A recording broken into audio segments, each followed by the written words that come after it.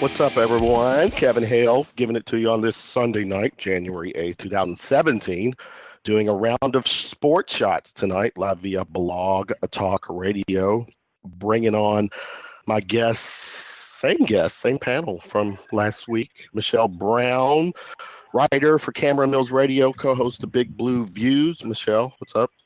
Good evening, Kevin. How are you? I'm good. Welcome to the show. Thank you. Daryl Foust, co-host of Kentucky Women Talk Sports on 970 The Answer. Daryl, hello. What's up again? Nowhere else I'd rather be. I like Sunday that. night. There you go. Heather Tungate, our shooting from the lip correspondent / our female personality. The rest are it's a kind of a guy show, Heather, and you add a little flavor to the SFTL family. What's up? I have 2 words for everyone. Randall Cobb. Randall mother freaking Cobb.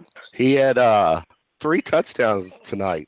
Isn't that like a playoff record? Tied with several receivers, but nonetheless. It's the most since Gronkowski in 2011, and that's going to help them because I think Jordy Nelson is hurt.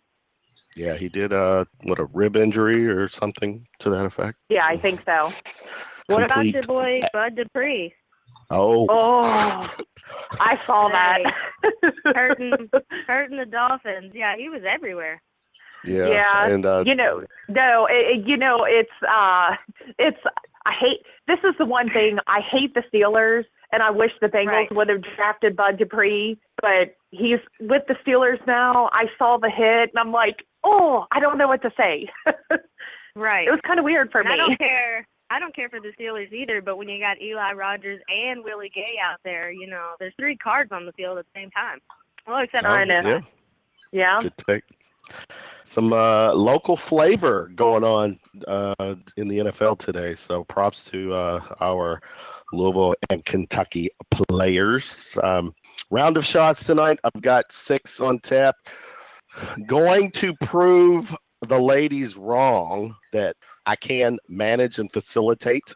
I'm going to go into my daytime job mode, the whole project management kind of thing. So we're gonna do it and do it right, but it's gonna be fun. Shot number 1, ladies. Tonight, I'll start with Daryl. One of the big news or items that came out in the past week, especially around these parts, is let me step back a little bit. John Calipari, Kentucky Wildcats men's basketball coach, has started a podcast, which he calls, if I'm not mistaken, Calcast. I think that's right. That's correct. He has put his ego aside, and we know he's got one. His first guest, Coach K, great podcast, and he's got Jay Billis. He's got some other people coming up, but the one guy that's coming up that probably threw a swerve to a lot of Wildcats, to the BBN and L1C4. And I'll start with Daryl. Daryl, Rick Pitino, your coach, will be a guest on the Calcast. And from all indications, it was a 40-plus minute interview, and it was a good interview. What's the reaction from you and L1C4 when you heard about that? Yeah, I heard that it happened, but or that it was going to come out. But now that I found out from you that it hasn't actually come out, because I was thinking I'd miss it, because I really wasn't that shocking that they had spoke, because we know that they're very familiar with each other. They don't live that far from each other. They kind of poke at each other in this rivalry because they're not what fans want them to be. And we say that, kind of wishy-washy. We don't want them to be hostile with each other. They're both coaches. They've been around each other Calipari's entire life, that's for sure. But I think it's kind of fun. I mean, think about it. They go to these recruiting events together. They're communicating as coaches. And then we find out that they had been working out for a period of time. They're going to talk. These are grown men who are in the Hall of Fame. This is where they want to be. So I think that when we found out about it, that it had happened after the Louisville-Kentucky game, and Louisville had won, Coach Cal totally ran with the idea about having him on, because he's already had all these other big names like you had said. So it's kind of fun for him. He knows how to get a reaction from people. He's been doing it his entire career in Kentucky, if not before. If we're just talking about Kentucky, he's been doing this. And we know the Louisville-Kentucky rivalry. So he's getting both fans engaged and making it bigger. And he thinks that it was probably good for the rivalry that Louisville came out on top this year. Well, that's a good take. Now, Heather, I'm going to throw it to you. Now, I saw of tweets and responses from BBN that Cal had basically, Coach Rupp would have turned over in his grave for Cal doing this type of interview, which appears to be cordial. They talked, from what I understand, a lot of their past friendships with people and their whole connections. But the fact that, the media, the people like Matt Jones, claim that there is this total disdain for each other. Heather, if there was this type of heat between the two, there is no way in hell to me that Cal and Rick could have sat down and talked cordially for 45 minutes. You know what? It's really odd because if you go back and read the Courier-Journal article on the podcast, Pitino, and you can take this with a grain of salt or not, because let's be honest, there are times where Pitino says things that we're all like, really? I mean, come on. And I think even Daryl would agree with that. But he says that he's never had a bad relationship with Calipari, and that in fact, they kind of don't recruit against each other. And I'm thinking, really? You don't recruit? I mean, your job as a Division I college basketball coach is to recruit the best talent coming out of high school. Of course, they're going to recruit against each other. I don't know that it's happened recently. I don't know that they've targeted the same people without looking at notes or going back and doing a little bit of, history or research rather, but they do compete against each other, whether Pitino wants to admit it or not. I think with Calipari, there's always a motive with the things that he does. I'm just not sure what the angle is here yet. I think that's yet to be determined, and I'm interested to see kind of how this plays out. I cannot wait to listen to the podcast. But yeah, I mean, I don't know. They may not like each other, but then again, it may be all for show. I don't know. Are they the Kardashians of basketball? I mean, who knows? I mean, at the end of the day, I fully believe, yes, they recruit against each other, but they probably kind of respect each other because they both have egos and they both try to recruit the best players and they're both good at their craft. So there is some form of respect, whether they like to admit it or not. Michele, jump in. Well, I think fans often forget that the relationship they have with coaches is different than coaches have with other coaches. It's different than players have with coaches. Exactly. I mean, we've seen the whole thing with the 96 championship team, and Matt Jones stirs this crap up, and it is crap. Matt Jones hates Louisville more than he likes Kentucky. I'll say that every day of the week and twice on Sunday. I'm with you. But you have one more chance to say it later tonight. Go ahead. Okay. Well, he hates Louisville more than he loves Kentucky, period. And he stirs up crap with the 96 championship team because those players still love Pitino. And it's a whole different relationship. Those players went through the battles with Pitino. He's the one, during their college years, the ones that helped influence how they turned out as men, not just basketball players. So the same thing about this pocket, people want to say that, Cal's got to hate Pitino because he's at Louisville and Pitino's got to hate Calipari because he's Kentucky. And that's just a bunch of bull crap. I mean, they're professionals. And like I said, they might not go out to dinner together or, meet at a family reunion or something. I think there is a mutual respect. And the same thing with him and Coach K. So the fans just need to get a grip and understand it's not all about them all the time. Mm-hmm. And that's where, the KSRs of the world, contrary to what they say, I think some of that is, that click bait, the sound bites that they want to throw out for their own purposes, which is one reason why I'm a Kentucky fan, but I cannot listen to anything with that show anymore. It's annoying to me. But Anyways, yeah, it remains to be seen when the podcast comes out. We'll all listen to it, and we'll see. We'll know if it's genuine. But 45 minutes tells me it was a genuine segment. And I'm looking forward to it. All right, shot number 2 tomorrow night, college football championship game, Clemson, Alabama, part 2. Heather, if Alabama wins, which they are favored, I think, right now by 6.5 points, this will be Nick Saban's 6th championship. I personally think he's the greatest college football coach of all time, including Bear Bryant and whoever else. But what's this mean for Saban's official stamp on his resume?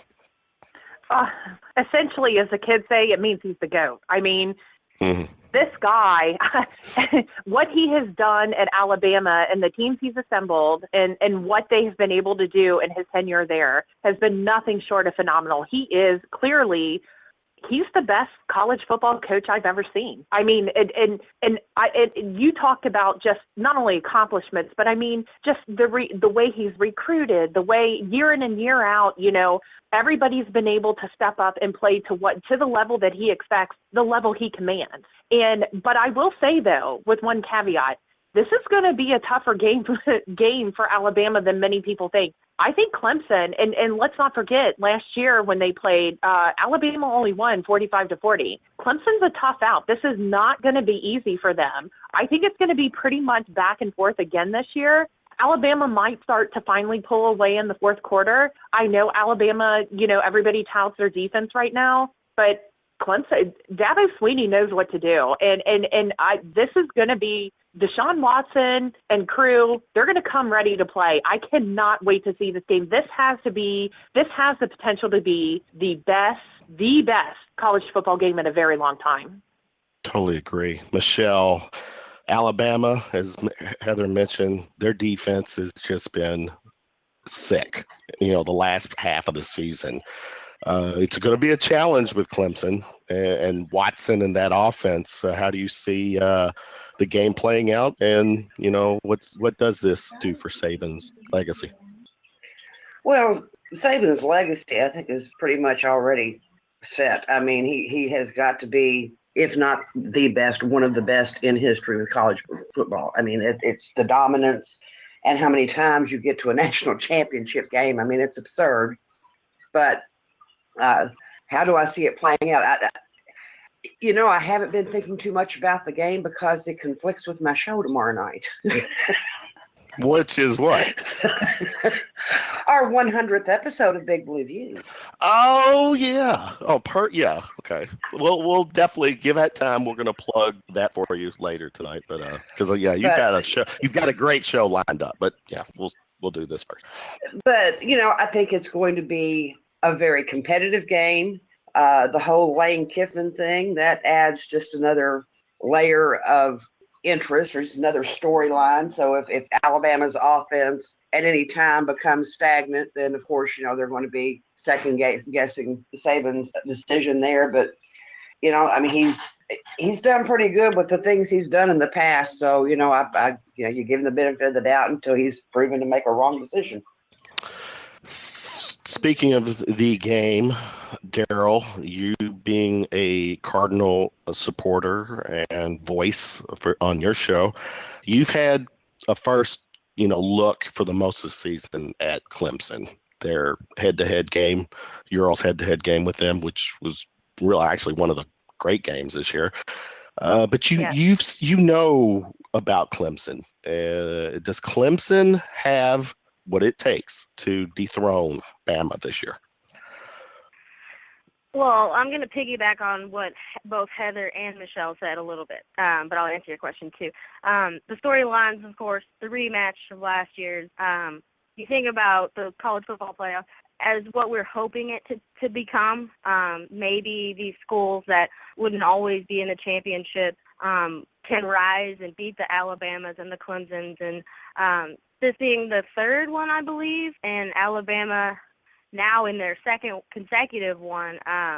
You just think about it's not going to happen for a couple of years, maybe eventually in long term, but that'll be when the playoff expands. I'm looking at these two teams now. Do I like Clemson as a Louisville fan? No. I'm tired of seeing them win barely against Louisville. It was, that 1 yard short this past season. Before that, it was 3 points at home on I think it was a Thursday night game, to make us go like 0-3, I believe. And you've seen like how they've acted on the field towards Louisville. It's just not how I want to see players act in their sportsmanship. And then I look at Alabama, and they've been there. They've done that. I am kind of bored, tired of seeing them. Everybody wants to take down Alabama. Everybody wants to be what Alabama is. And Nick Saban is the reason for that. He's incredible. He's the best in the biz. Everybody wants to be like him and make his stamp on the game. I'm kind of curious if he's going to continue to run the table in college football, if he's going to go out a winner. Is he going to kind of deteriorate over time? Because when is, enough? I'm wondering if he still loves the game. I think this is a huge game for Alabama and Clemson. Clemson wants to take down Alabama after last season. They just barely let them go in that one. They were leading for a long period of time. Deshaun Watson had an incredible game, over like 400 yards. But Alabama was just, too much with Derrick Henry. So I think it's going to be really exciting. I'm glad it's not, like an Alabama LSU, because that's like the slowest game of the season. It's always like 10-0, 10-6. It's boring. So, offense, more and more offense, please. Make it a good game. All the championship games last season were incredible. I hope 2017 is the same way. There you go. Heather, to add to what Daryl was saying, Saban, he's been there and done that.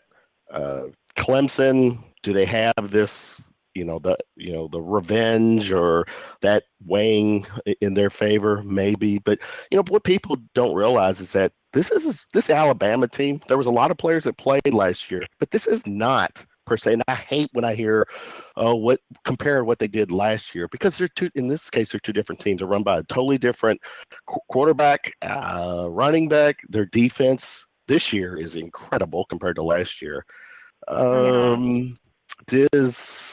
Is Alabama, will Saban have them ready tomorrow night? Oh, I think he's going to. But, let's not forget the elephant in the room is that with the quickness that they dismissed Lane Kiffin. And I still believe to this day, not only was Nick Saban not satisfied with the job Lane Kiffin was doing, he couldn't handle Lane Kiffin's ego anymore, because let's face it, Nick Saban has one too, rightfully. And I don't know that Nick Saban rightfully has his, but Alabama's going to be ready. That program, and this is the beauty of Nick Saban. He always has his team prepared for the moment.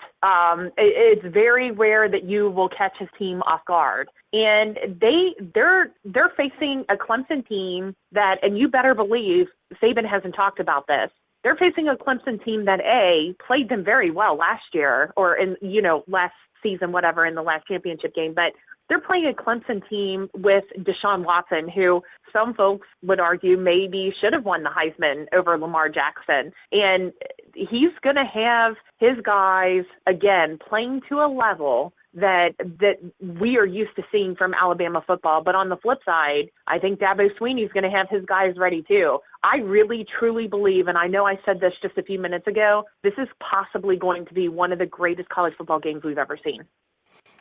And Michele, I know your attention will be elsewhere tomorrow night, not this game. Just to add your take, does Saban, winning's not getting old to Saban, is it? Winning never gets old to any coach, I don't think. Does it get old for Gino Auriemma? Did it get old for anybody? That's silly. Yeah. That's the whole purpose. You want to win. Yeah. Right. I wouldn't get tired of winning. I don't win that much, but I wouldn't get tired of it. You're a winner, though. You're a winner to me. All right. What's this? Matt what's Jones the hates final? Louisville more than McKay, by the way. That he likes. There you go. That's the third one. What's Michele? What's the score? What's your prediction? Oh my. Wow, because we don't know what we're going to get from the offense, which I think plays in Alabama's favor because when you change your offensive coordinator at the last minute, you don't get any sneak preview. I'm going to say, I think 24-20 Alabama. That's okay. I'm about that. Daryl, what's your prediction? Now, while I like, some fans think ACC Clemson, we want them to win. Louisville plays both Alabama and Clemson in the next couple of years. While I don't think Alabama, if they do lose this game, they're going to, let's say, become, get like Florida did after they lost to Louisville. I don't think they're going to totally lose their coach and lose their touch after they play this game. But I also really don't like Clemson. I don't like their fans coming when they came to Louisville. They weren't too bad, but left us a bad taste in my mouth. So, but if Clemson does win, I know that the ACC conference will help Louisville and they win money, a share of it, I believe, with bowl wins.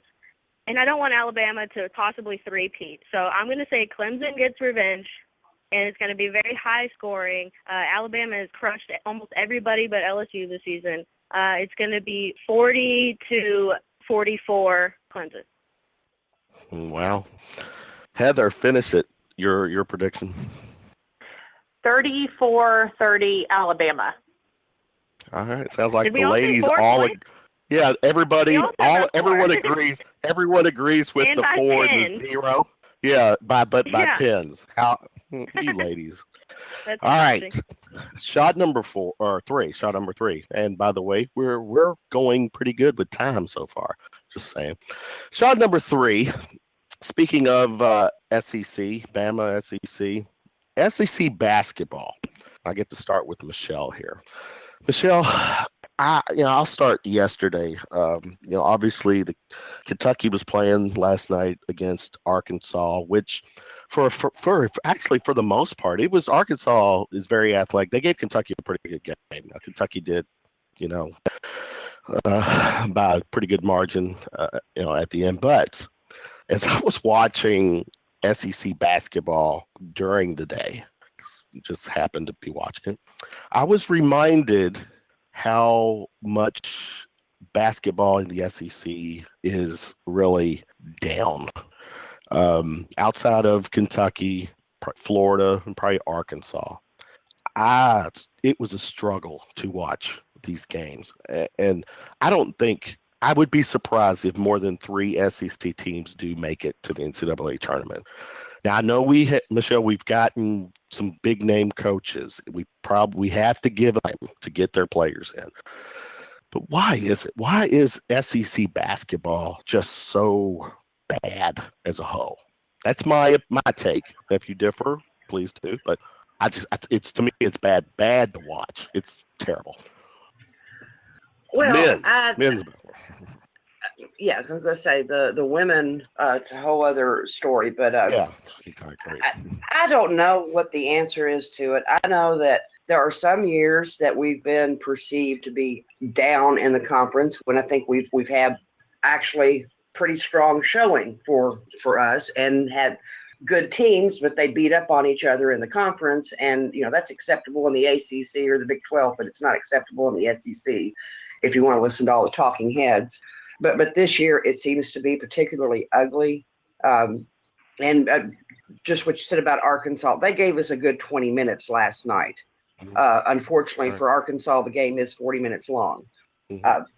But I don't know what the answer is. I don't have a. It seemed that when the one and done thing became more widespread on other schools, it seemed like the SEC, they picked up several of those players, but the coaches don't know how to deal with one and done talent. See Johnny Jones, for crying out loud. I mean, they need to get rid of him.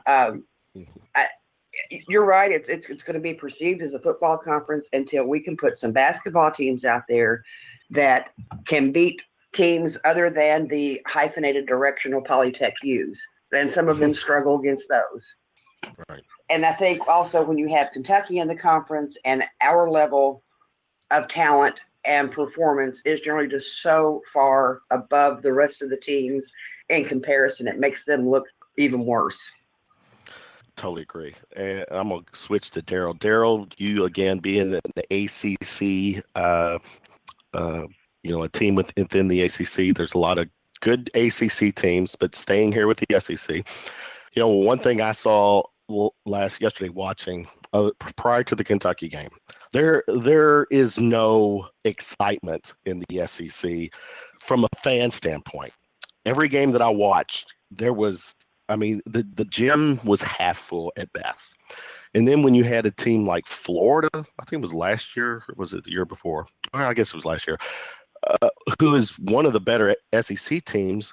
If I heard right, their only sellout was when Kentucky came to town. And this is, a good basketball school. Your take on the SEC, Daryl, from the outside looking in? Well, I know we've talked about SEC as a football conference, and we've seen the attempt to kind of break that mindset with the college football playoff. But like Michele said, we're using that same logic for ACC basketball, Big 12 basketball. But the part of the appeal for Kentucky and the Southeast Conference is their basketball status. In the conference, they're always going to be on top. They're always going to be the sellout crowd, because that's what Calipari and these. Even when Rick was there, it's the brand of Kentucky basketball. They use the Southeast Conference to get them prepared for the NCAA tournament, so they can go deep, so they can get really good stats in their on their record, individual stats, and it works for them. Unfortunately, part of the reason I think Kentucky hasn't won more titles with Calipari in these last, 8 seasons so far, is because they're in the SEC. Like you mentioned, the Florida and perhaps the Arkansas, I'm looking at them right now. Their schedule or their conference record is 1-2, but their 2 losses are to Florida and Kentucky. So those are the kinds of teams that they're going to play. This doesn't help them go into the postseason, and they try to stack their non-conference schedule to help propel them even further. So it's not really a winning situation in a sense for Kentucky basketball, because I think when they do, when Kentucky does get to those big name games against Louisville and Kansas and North Carolina, sometimes it's a little frustrating. And in tournament moments, that's not when you want them to figure it out. So I think it's an issue that needs to be addressed for Kentucky basketball to move forward. When Louisville got to the ACC, I was giddy because I knew it was going to only help them in their tournament, in their championship desires. So Kentucky, like I said, they should have more titles, and the SEC is kind of holding them back in the last couple of years with Cal. It's an interesting take. Daryl, I can't say I totally agree with that, but I do see what you're saying, because the competition does drop for the most part during SEC play. Heather, to piggyback on what Daryl was saying, how much does the SEC run for us help or hinder our postseason? The one thing Calipari has done very well among, is in regards to or against, other coaches in Division I college basketball, is that he has scheduled a tough non-conference, he's scheduled a bunch of tough non-conference games. I promise I speak English. I will get this out. And even when he schedules, the guys that aren't necessarily like the marquee names, like the Kansas, the Louisvilles, the North Carolinas, the Dukes, whatever, so on and so forth, he's scheduling teams that are projected to win their conference. He has to do that so that it gives Kentucky a little bit of validity when it comes to, seeding in March. What hurts Kentucky is that we play in the SEC conference. And unfortunately in the SEC, we don't have a lot of big named coaches. I know Bruce Pearl is at Auburn, but let's face it, unless Bruce Pearl has the resources that he did at Tennessee and Billy Donovan, wasn't still at Florida or was still at Florida, who are the other coaches in the SEC? Can you name any that are worth a darn? No, you can't. And that's kind of the problem. The conference as a whole they don't have the name pool or the guys that can pull in the talent into the conference. And that does hurt Kentucky a little bit, especially when it comes to conference play, because they're playing against talent that isn't necessarily kind of top tier. But like I said, on the flip side, one of the things that Calipari does, again, is schedule, especially in non-conference, he does schedule the tough games. What I would like to see other SEC schools do is kind of get coaches in to their programs that will consistently, recruit top talent. But I mean, it's hard to do, especially when you're in a conference where everybody knows you for football. It's just like, we're kind of like, we're the Alabama of college basketball a little bit, especially in the SEC. Everybody's trying to play catch up to us. And this is just in the SEC. Everybody's trying to play catch up to us. And it's really hard to do when you have a juggernaut that consistently recruits at a high level that you can't compete with.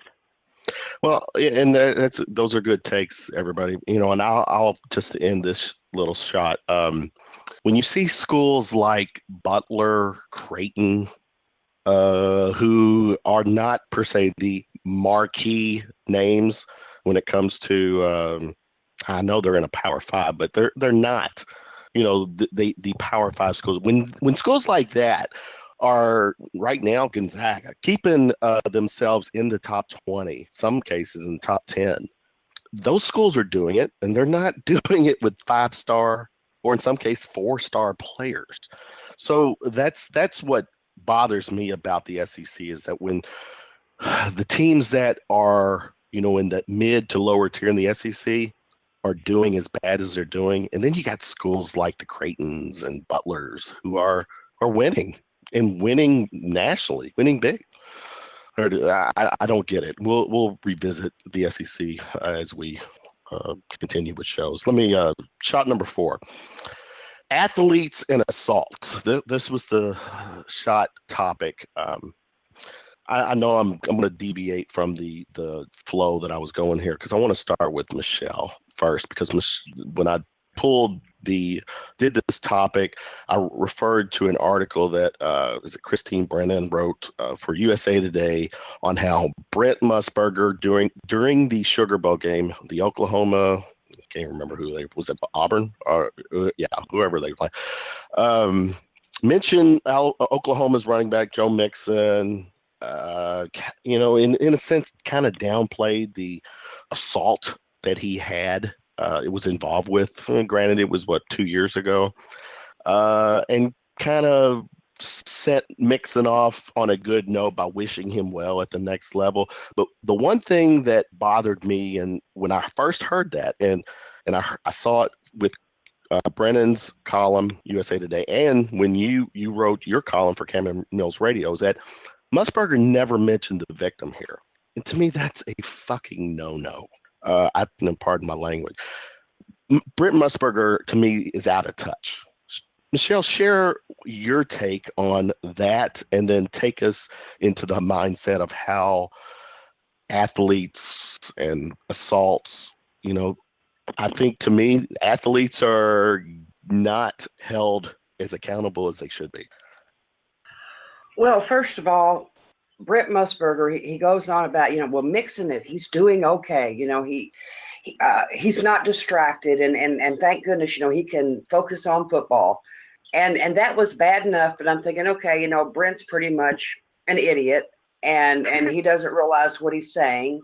And of course, Twitter was blowing up with people raising a stink about that. And then Musburger compounded things by going, let me make this really clear. We don't want to minimize bad things, but I'm all about second chances, and that's what I'm about. And it was just like, again, no mention about, is the victim okay? How did she feel tonight watching the football game?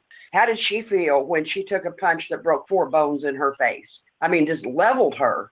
And it was just stunning, like you said, how out of touch he was. And my old take is shame on him, because he has a public platform that is not available to the majority of us. And so that's the voice that people hear. And the message that's being sent is, hey, if you're good at football, you can screw up in any number of ways, and we might give you a slap on the wrist, or you might not even get that much, but we'll let you back on the field because, you can make money for us. And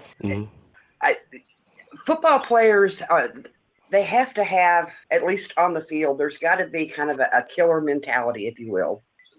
You know, you've got to be aggressive and you've got to be forceful and dominating. I mean, if you're going to be a successful football player, those are traits. But you can't take that home and do that to other people. I mean, you just can't do that. But the public, the media, the coaches, the college administrations that take these players in, they're sending a message crystal clear that we'll take you with all your baggage if you can win games for us, and to hell with the women that you hurt along the way. We don't give a damn about them. All right. See Baylor. Baylor.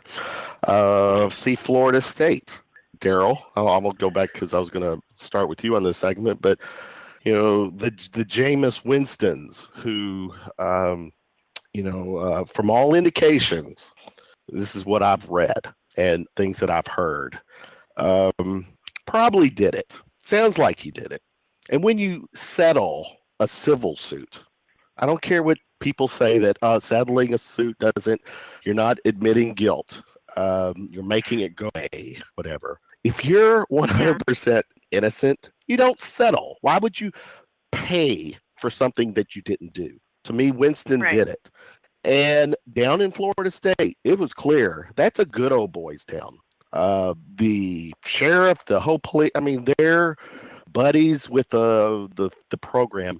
How and why, not how and why, what, from a female perspective, when you hear these kind of stories and you're reporting for, a college football program, but I mean, even if it was your own, that's got to turn your stomach a little bit. Yeah, and it's so much like what Michele just said. Like, she hit on so many points, talking about holding people to different standards and responsibility of players on and off the field. And even the media, even us four just sitting here talking about this, we should be mindful of what we're going to say. And you go back to what Musburger was saying. And this is not the first time Musburger has said something stupid on air. Okay? he kind of turns our stomachs. And, I'm not admitting guilt or saying any names here, that, what we got to define what is okay, what is crossing the line with our words, with our actions. A couple articles that you had sent us about, what's going on at Minnesota. Michele tipped off Baylor. I know it's kind of like that conversation about second chances, and I know there's that storyline out there that Louisville gives too many second chances to people that have been accused of such sort of things. But like we said, with these athletes who need to be held responsible, I think the women out there, we need to be responsible too. If you've ever, you got to know what sexual assault is, and there's people out there that don't know what it is, and they don't realize it right then, and it's not fair to turn them away saying that they're wrong. It's not fair to put a man's name into the dirt because you regret something. I think that there's so many different directions that this sort of issue needs to be taken, has been taken, that we women as a society, men, players, fathers, brothers, sisters, have to establish those lines early on. Coaches have to be clear on guidelines for how they want their university to be represented. And when those lines are crossed, there needs to be punishment. There's just seems to me like not enough punishment for our actions. And I know it's been said before, but going back to Musburger and the second chances, I don't think that's all a bad idea either. We've all done something wrong. But this day, with everybody giving their opinion on it and everybody being able to share it, it's kind of dangerous. It's irresponsible. We do it as just social media members. We don't even have to have a platform and officials. We do it on Facebook. We share bad news. It's like wildfire. So I think the responsibility thing is huge for fans, for just citizens. All of it. It all has to work together to move forward from these sort of incidents and how we can fix them. Heather, finish this segment. Okay, I kind of look at these types of situations as twofold. First of all, when it comes to sexual assault allegations, whether it's against athletes or any college student, rather, universities are traditionally ill-equipped to handle this type of investigation. They form a panel of scholars who have zero experience in investigating anything at all, to look into an allegation of an alleged assault. And as somebody who works kind of in a security type field, it would be like asking Joe Schmo off the street to tell me whether or not somebody committed fraud. You can't do that because they're not going to know what to look for. That's the first problem right there, in my opinion. And I know in the case of especially Minnesota, I think the university did find that these, 10 football players violated, some sort of conduct. And that's great. But at the end of the day, if you don't have people on your panel that don't know what the hell they're doing, you're going to get inconsistent results. The second part is that I read a statistic today when I was actually doing a little bit of research, for this show, that a majority of sexual assault complaints that are reported to police, what was it? It was like 80-90% of them, the police end up with inconclusive evidence, or the stories don't match up, so on and so forth. And there's many different reasons why that happened.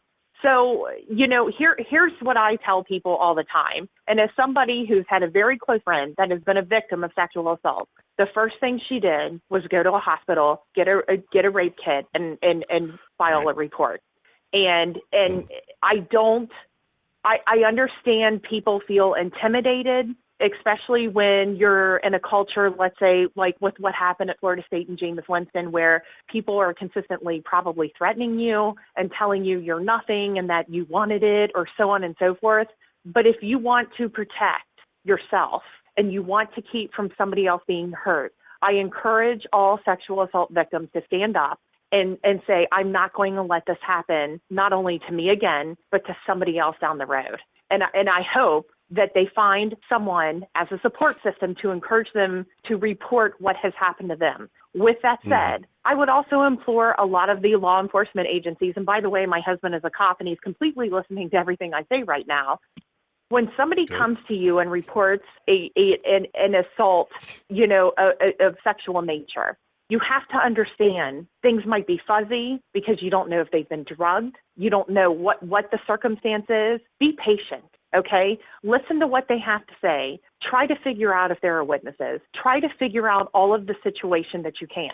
Because if you just hear bits and pieces and things don't match, yes, I understand it's going to get frustrating.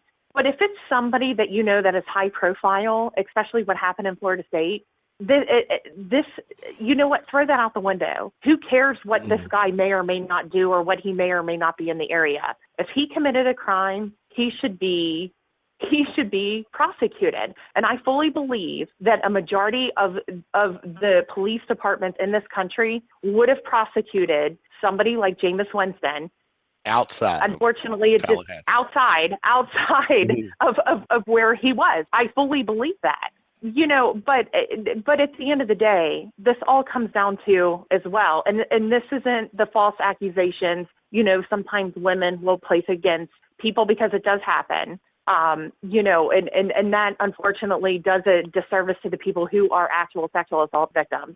At the end of the day, what it comes down to is accountability, and I think it starts with, if you have a football player that might be the subject of some type of sexual assault, not only is it your duty as a coach to report it to the university, but I think you have to report it to the local authorities. And you can't try to protect and hide and do whatever you can to manipulate the situation. I think that's what a lot of these coaches do. And unfortunately, it's sad, because not only is it a disservice to the next victim, it's a disservice to the victim. Because let's face it, sexual predators, once they get away with it once, they're going to do it again in the future.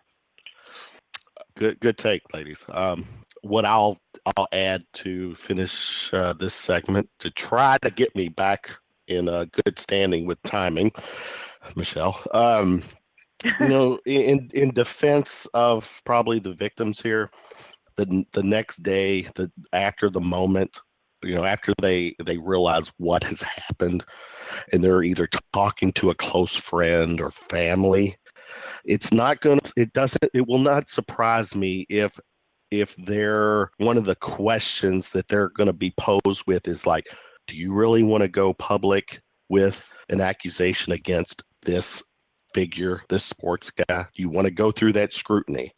And I, that's something to throw out too. And then if you touched on it, I think one of y'all hinted or gave the notion of the fact that just because they say it doesn't necessarily mean that the person accused was in the wrong.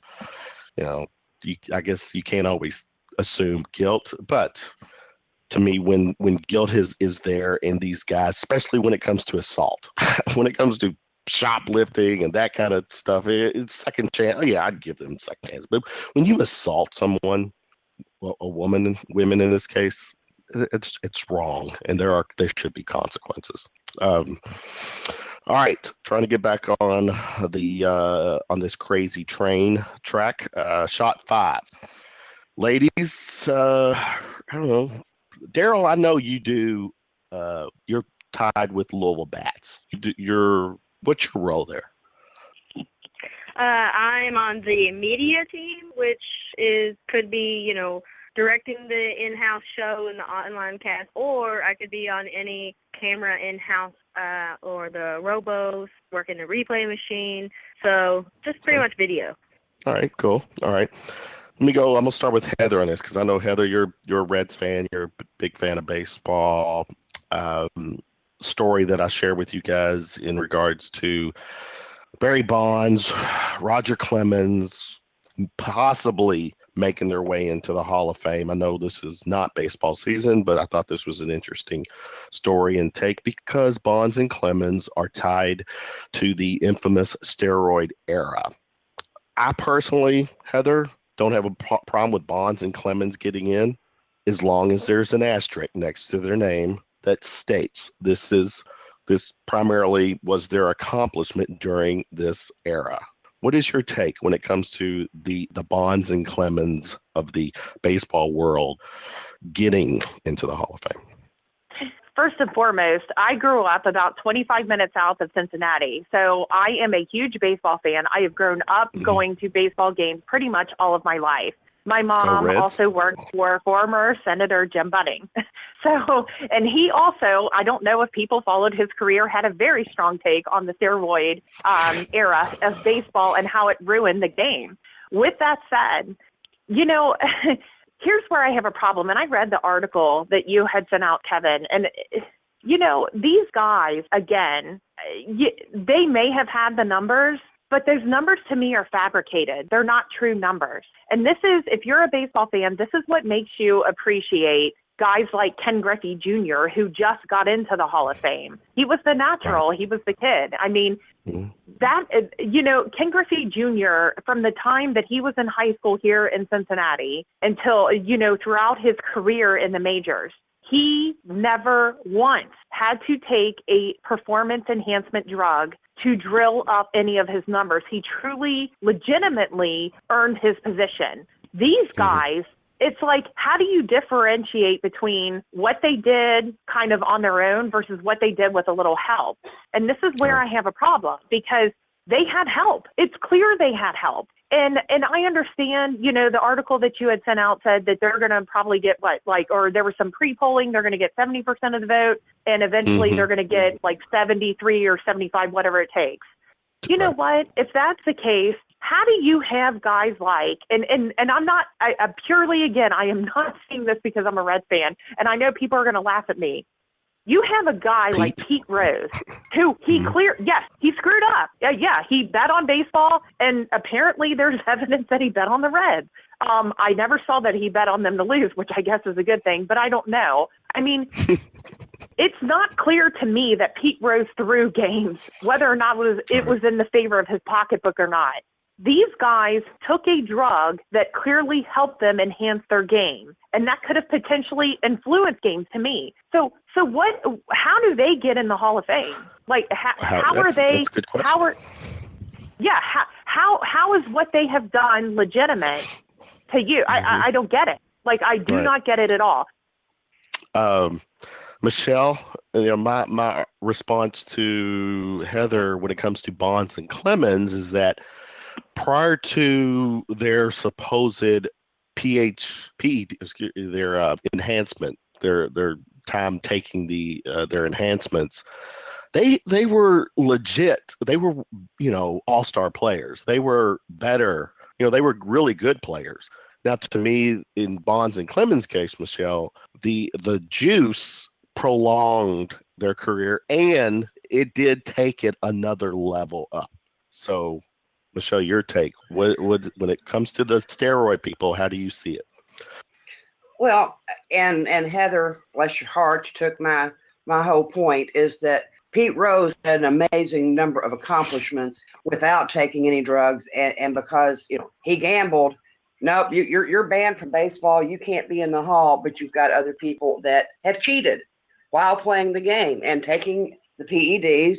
If it's against the rules, you're cheating. And if you had a good, solid career before you took them, why did you feel the need to take them? You say it prolonged their career. Well, maybe their career would not have been Hall of Fame worthy without those drugs. So you can't separate the two things. I mean, if you're going to take their career before they start, before they admitted to the usage, then look at that piece. And if you think that's Hall of Fame worthy, put it in. Don't count the other stuff. Period. Right. That's a good point. Daryl, being a baseball girl for the local AAA team, and obviously you've got insight with baseball. And you're young compared to, I don't even know, are you even old enough to know Bonds and Clemens in their heyday? Did you even follow? No, I mean, I played, okay? I played since I was 5 years old. Like he said, I'm young, which I guess I'll go ahead and say I was born in 91, so boo hits, I know. Didn't watch Barry Bonds, but I do have an opinion on the steroid issue, just as the two already alluded to about the usage of it, and you said exactly what I thought when you decided this topic was as long as you put an asterisk next to it. I think that using this during someone's career, it makes you stand out from the crowd. We get it. It's a business. It's who's getting the most home runs. It's who's making the best plays. So you have this mindset that you have to do something above and beyond to keep your job. However, I just think that when you raise the bar like that, it's not fair to the guys who want to do it naturally, the guys that put as much work out into the gym and the batting cages and whatnot. There's guys out there that put the same amount of time into it. However, they don't put the same amount of enhancement, performance-enhancing drugs in their body. So what makes them less fit to be in the Hall of Fame? Is it somebody that did use performance-enhancing drugs? It's just not fair. So you have to ban that sort of thing. Hall of Fame, no. It's a different conversation if you throw the guys out there that decided not to engage in that activity. It's taken the genuinity out of the game. So put the asterisk on it. With home runs, but he had help. Yeah, it helped. Now I'm gonna throw there. Here's a little take, Heather. I can hear you you inhaled some oxygen and was getting ready to say something. I'm gonna throw this at you. Okay. You got the steroid era that you could put an asterisk on, and you probably got other eras that you could throw an asterisk on. Tell me what you all think about this one. I think Babe Ruth's era, when he was breaking all his records and setting he was setting records at that time, back in the 30s, 40s, whatever. I think there needs to be an asterisk next to Babe Ruth's era as well. And Heather, ask me why. Okay, why? Do you realize Babe Ruth was putting up numbers before any foreign players were allowed to play? Do you think Babe Ruth could hit a exploding slider from some Dominican Republic lefty? I don't think so. So my point is, and it sounds like I'm joking, but I'm really not. There's different eras. I don't think people like Babe Ruth would succeed in today's game with the players that are. I think we're talking apples and oranges. So the baseball purists, the baseball gods who give credit to the Babe Ruth of the back in the day, you got to give Ruth his credit for that era, because to me, Babe Ruth is not Babe Ruth in 2017. My take. So, all right. Exhale, Heather. What were you going to say? Okay, well, to kind of piggyback on that. So while, there's a strong argument you can make to that point, this is why, again, the numbers that Ken Griffey Jr. and even Pete Rose put up make them look even better. Ken Griffey Jr. obviously is in the Hall of Fame now. Pete Rose obviously is not. And by the way, there's a current baseball player who puts up pretty solid numbers every single year, but he's kind of on a crappy team right now. Anybody guess who that is? Was it Votto or? Yes, he does. And I have this argument all the time because my husband is not a Votto fan. If Votto put up the numbers that he did last year on a winning team, he would have been in the running for NL MVP again. He would have. It just makes you appreciate. Awesome. It makes you appreciate the guys who've done it the right. I agree. All right. 5 shots. I'm a little behind. I don't need I told you so, Michele. But we're having fun here, and time does go quickly when you're having fun. But I think for the most part, I've kind of kept us in check. We've got our last little shot, and this is where I'm going to ask the panel. Give us your final shot, something that we haven't discussed. It's just your quick comment, take, no rebuttals. I'll start with Michele.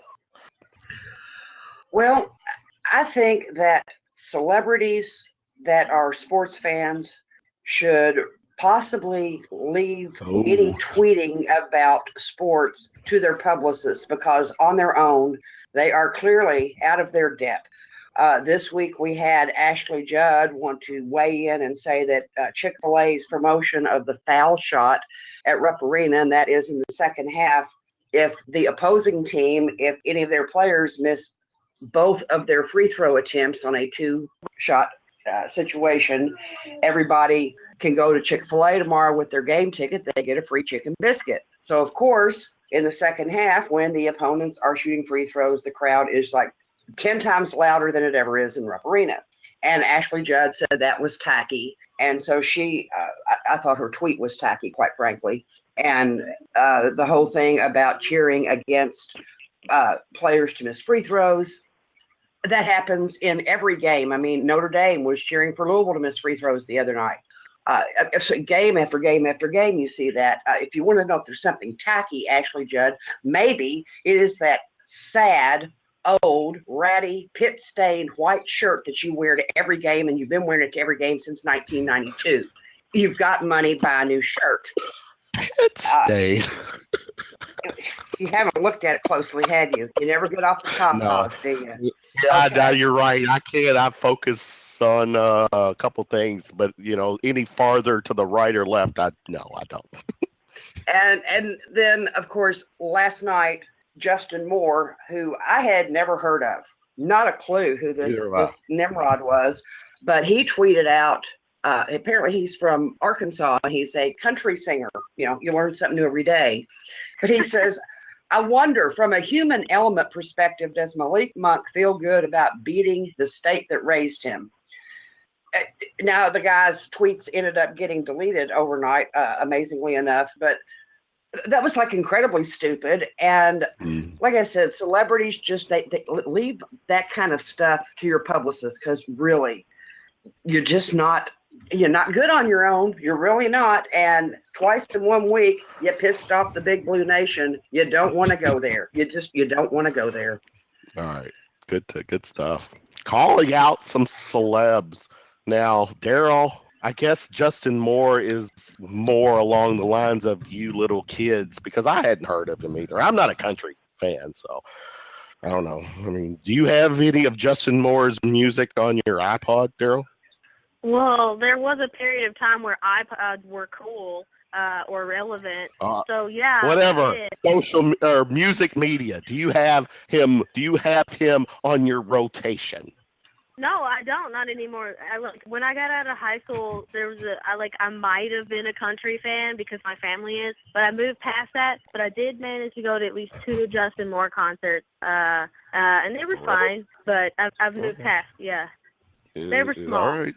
All right. But he's got over 1 million Twitter followers. Because when I saw him, he was at this little rinky-dink bar downtown Louisville. The second time I saw him, it was like Tupelo, Mississippi. Shout out to Elvis. It's his birthday today, or it would have been, obviously. But he's from Tupelo, Mississippi. And I went to a Brad Paisley, Justin Moore, and then a blonde female. I can't remember. It was what's her name? Not Carrie Underwood, the other one, Brandon Lambert.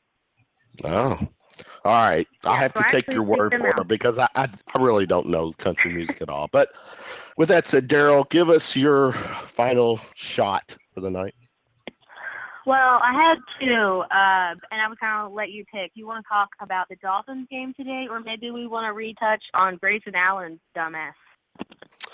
You know what? I think we talked NFL earlier, so that's a good take. What's your take on Grayson Allen?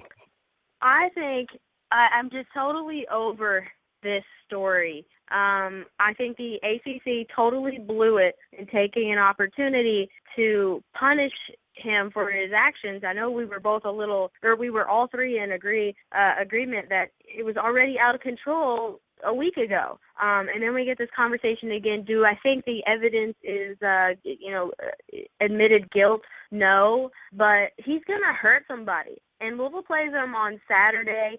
We just had Dang Adele go out. He's, it's kind of optimistic, but he could be out for 2 games. I think the ACC needs to realize that what if he goes out and injures a person on every single team, and the ACC doesn't get as many teams in the postseason as they had wanted to? Hello, ching, ching, that's money lost for the ACC. So ban him the rest of the season, sit him out. He's never been punished for anything in his life. Coach Hay's not going to do it. He doesn't care. Like I said, he's going to injure somebody in the league. Let's move past this. Good take. Heather, it's your final shot. So we've talked about football, and we've talked about the Miami Dolphins and the Steelers game to a certain extent, but late breaking news. I don't know if you guys just saw this within the last couple of hours. Joey Porter was arrested. And for fighting with, I don't know if it was an off-duty police officer or an on-duty police officer, but he was arrested. And let me tell you my opinion on Joey Porter and the Steelers, because that guy, not only, it's kind of interesting because after last year, the Bengals and everything that happened with that playoff game and how everybody came down hard on Vontaze Burfict, and we evaluated last week why is it guys like Vontaze Burfict get, thrown under the bus, and guys like Grayson Allen, are like poor little kids, whatever. But anyway, Joey Porter to me is like this. How is he a coach? How is he on the sideline? I understand that, I understand that people, thought he was a great linebacker, and he played with a lot of heart and soul, and he was smart, knew where to be on the field, but he was also a punk.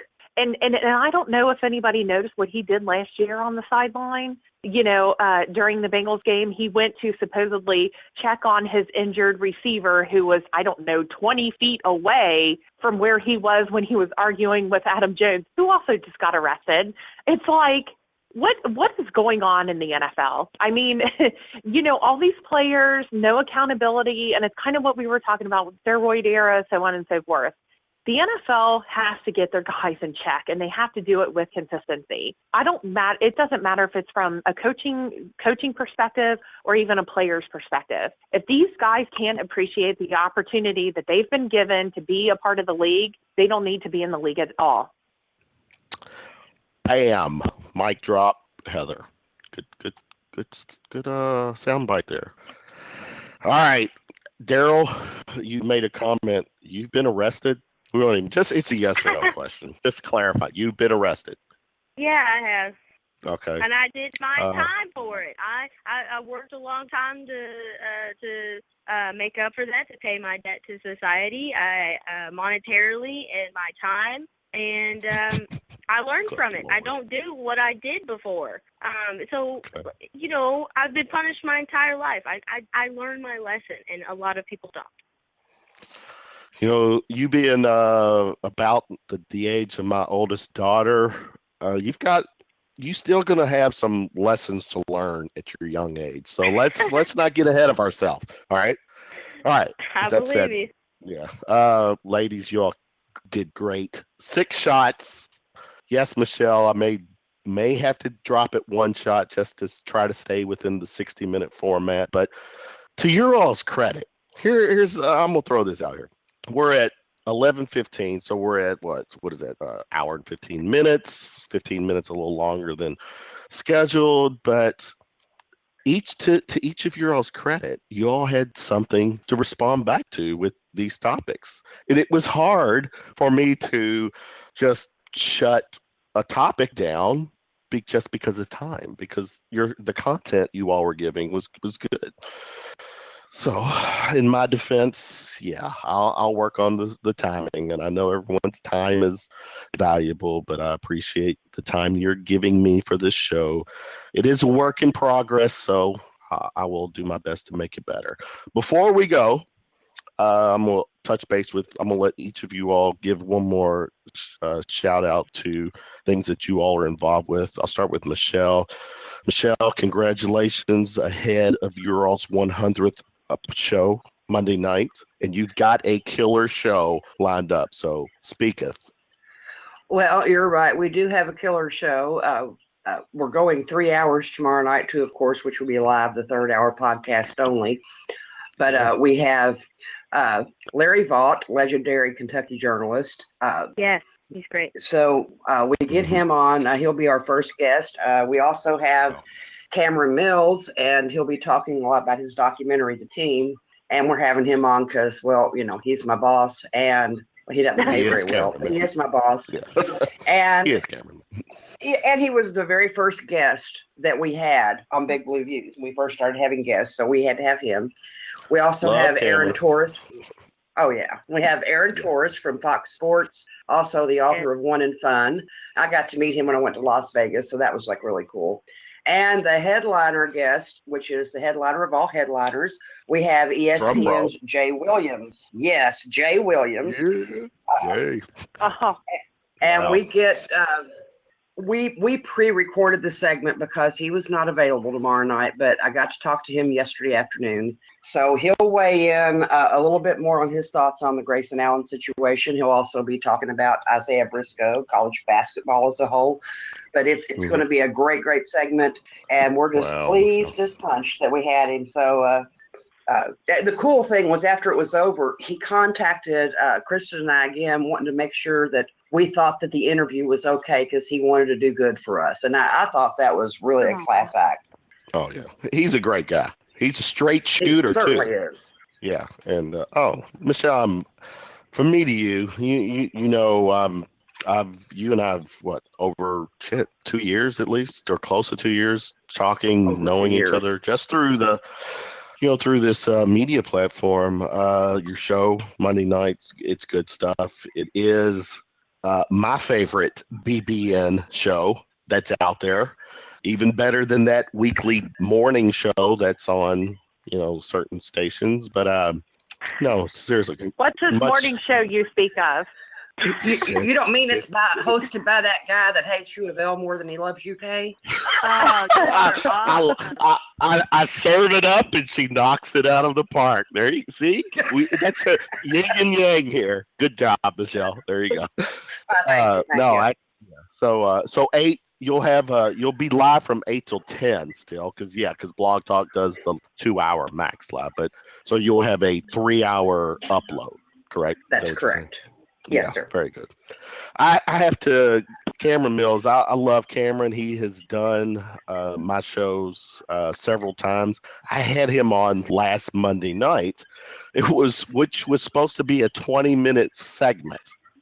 The segment lasted 53 minutes and change because, as we joked, Russ and I are talking, and Russ is a talker too. Cameron, as we said, hijacked our segment, but it's okay. It was a lot of great stories, but Cameron's a great talker. He's a good guy. So it was fun. And I can tell you, I know him personally, and it's not a persona that he puts on for the public. He is exactly that that's genuine. Him. That Cameron, what you hear is what you get in person, and I know that I am. I feel like I'm blessed that I got the opportunity to work on his website and to become friends. And he was always a hero to me from the '98 game, obviously. But when you meet one of your heroes, there's that thing that they might let you down.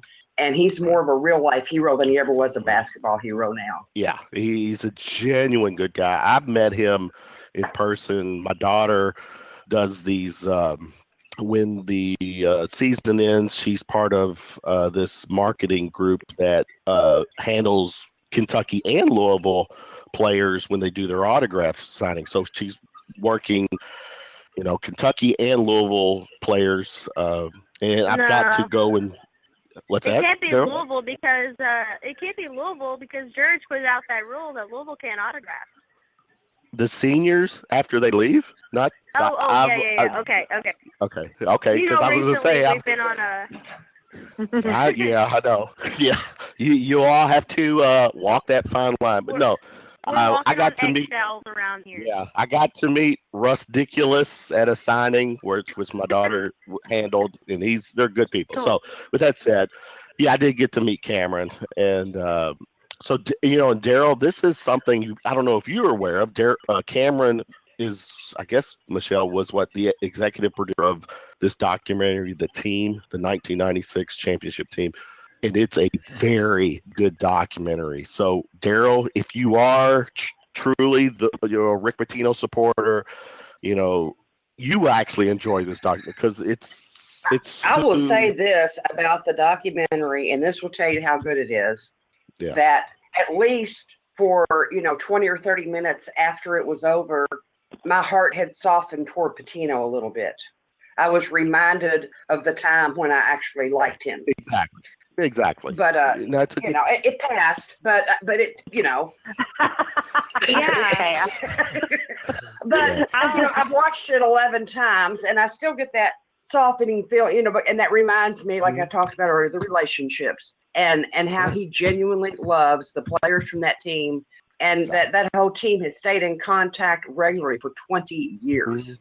Mm-hmm. So I'm gonna take that documentary suggestion seriously because I love documentaries. I love sports documentaries, and I read sports bios and this and that. And I actually want to give a shout out to you all since you're suggesting one to me. 3 years ago, I made one for the Louisville, Kentucky Final Four game in New Orleans. It's on YouTube. I'll send it to you in the message. But if you could watch that. I spent a whole year on Louisville's campus making this with a high school classmate of mine. It took a year to make, and we had a premiere night, and it was really cool. Obviously, Louisville didn't win, but it's still a really good video. But, yeah, I'll take that in consideration. Yeah, there you go. See? We all come to a mutual place on this show. Daryl. Are you gonna let me do my shout out of what I'm doing? I'm giving you the stage right now. Go. All right, cool. Yeah, because that was my throwback. That was like I said 3 years ago. Right now, 2017. So I'm going to start working with the ACC network this spring. I'm covering Louisville's softball team. I'm the official voice of the softball team. That's why I love baseball the way I do. I played softball my entire life. This is my baby. So this is all I ever worked for, ACC Network, working on that. I'm also a Little League umpire for softball in Germantown. I played there for 10 to 12 years. Super excited to get back into that. And like Kevin said before, I'm with the Bat. This will be my 5th season with them. I get to meet the future Reds I love going down there. Working in baseball is not a hard job to me. I get to watch a game. I get to meet people from all over the city and all over the world. And I wanted to give a shout out to the Bats. They're going to be playing the Reds in March for an exhibition game. It's March 31st. It's a Friday night. It's at the Bats. I'll be there. And it's the Adam Duvall bobblehead giveaway night. So let's go. Oh, cool. Nice. I know who Adam Duvall is. Yeah, former Louisville Cardinal. I love it. Yeah. There you go. Home run derby guy. All right. Good stuff, Daryl. Heather, as we get ready to sign off, what's your last thought? Oh, wow. Just, follow me on Twitter at Heather Tungate 7, on Snapchat at Heather_Tungate. And unfortunately, I'm not as busy as these other ladies as far as when it comes to doing radio shows. But Michele, congratulations on the show tomorrow night. I'll be listening to you and Kristen, and Daryl, I will continue to listen to your show as well. Thank you so much, Heather. I didn't even get to say Kentucky Women Talk Sports. I was going to say thank you so much, Heather, for coming on. And I was going to say, Michele, you got to come on with me soon. And even Kevin, I haven't even had you on before. So thank you. Yeah, right. Kentucky Women Talk Sports. Well, and I'd love that. Thank you. Yeah, no problem. All right, ladies. Again, past the 11 o'clock mark. I appreciate your time. Good stuff. I will start looking how we can keep this closer to 60 minutes, but for selfish reasons, I don't want to let you maybe all if go. you weren't on the show. Oh. I'm sorry, you served it up and I had to knock it out of the park again. Yeah, exactly. You know what? It's all good. It's been fun tonight. You know I love you. I know. Much love back. Again, Michele, congrats tomorrow night. We'll look forward to listening in and hanging out with Big Blue Views Monday night. I will have another Shooting from the Lip show tomorrow night at 10 p.m. live. So for Michele Brown, Daryl Foust, Heather Tungate, Kevin Hale, wishing everyone a good night and a pleasant Monday. Peace out, ladies. Have a good night. Good night. Yeah. Good show with the ladies. For people listening, I'm still struggling. I don't know if struggling is the right word. Yeah, I didn't keep it's hard to keep the timing of the show. Saying is one thing, doing is another, as they say, because I do try to put as I did with tonight's segment, I did put a timing on each segment, but when the ladies are talking, it's hard to just say, okay, move on. For what it's worth, I still, as the host of the show, have to, put my 2 cents in. I have to be part of it. So anyways, good show tonight. The ladies brought it like I knew they would. So social media plugs for us. You can find our show on iTunes, YouTube. Subscribe to Shooting from the Lip there, please. Twitter at The Shooting Lip. My Twitter at KevinHale423. We're on the SoundCloud and Stitcher apps. You can also like us, follow us on Facebook and Instagram. Shooting from the Lip. Live also on Monday and Tuesday nights. Monday night is our eclectic mix of topics. Sean on with me, and then Tuesday nights we totally dedicate that to local music, killer music scene here in town. So Greg, I'm thanking some local musicians. That's a fun show. So again, for the ladies, Kevin Hale signing off. See you next Sunday with more Round of Sports Shots.